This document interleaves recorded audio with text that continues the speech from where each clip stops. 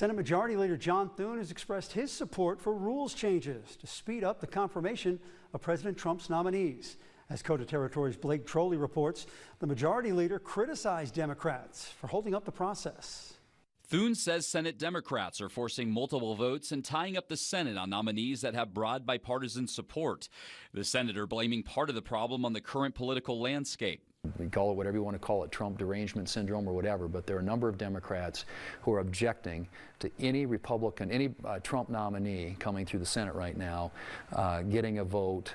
It has been done routinely in the past, where a lot of them just kind of, if they're qualified and they got bipartisan support, we just clear them. Thune pointed to the chokehold on nominees as a factor in the current Senate being the busiest in both hours of session and votes cast in the last 35 years.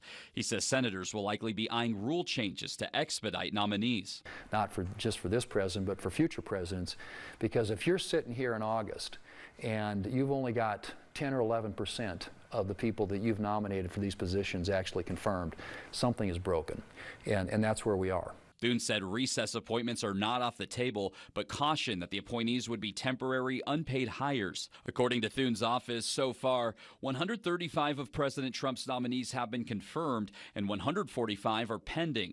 Roughly 1,200 nominees in total have to be confirmed for the administration. In Rapid City, Blake Trolley, Dakota Territory News.